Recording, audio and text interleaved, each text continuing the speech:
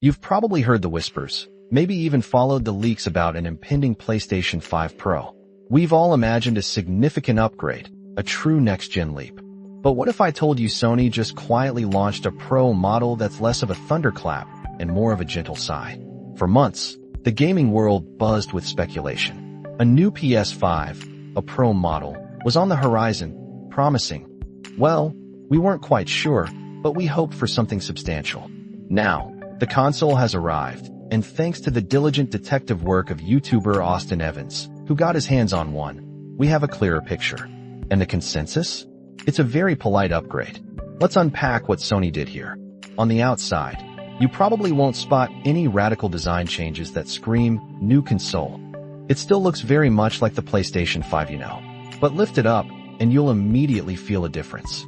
This new PS5 Pro shaves off a noticeable 87 grams, coming in at 3,016 grams compared to the original's 3,103.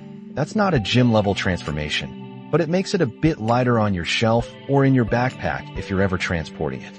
Where did those grams go? Sony engineered some tweaks inside, specifically redesigning parts of the motherboard, the internal fan, and even the power supply. These internal adjustments aren't just about weight loss. They also lead to some other welcome, albeit subtle, improvements. Evans' tests reveal the new model runs slightly cooler and, perhaps more noticeably, a touch quieter.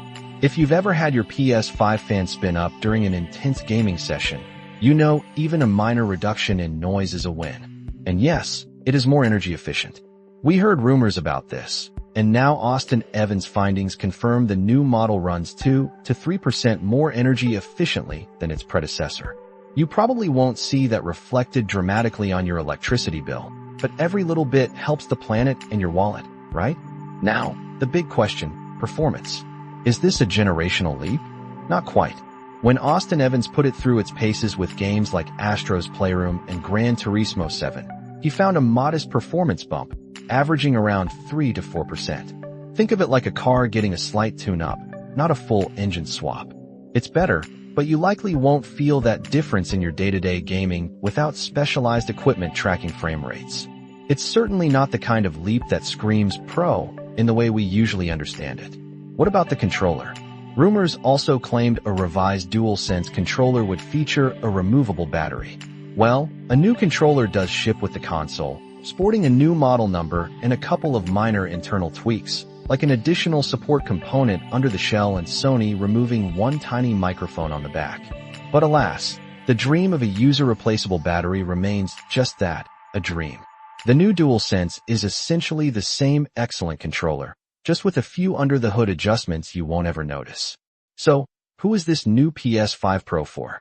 If you already own an original PS5, these subtle changes certainly don't warrant trading in your current console. The improvements are just too marginal. But if you're new to the PlayStation 5 ecosystem, or perhaps you've been holding out for a slight revision, this new model does offer a marginally lighter, quieter, and more efficient experience right out of the box. It's not the paradigm shift many hoped for, but it's a quiet refinement nonetheless. Ultimately, this new PS5 Pro reminds us that not every Pro moniker means a complete overhaul. Sometimes, it's just a series of thoughtful, internal optimizations. It leaves us wondering, what does Sony have planned for a real next-gen update down the line? What do you think? Do these incremental updates move the needle for you? Let us know your thoughts, and don't forget to subscribe for more deep dives into the world of tech and gaming.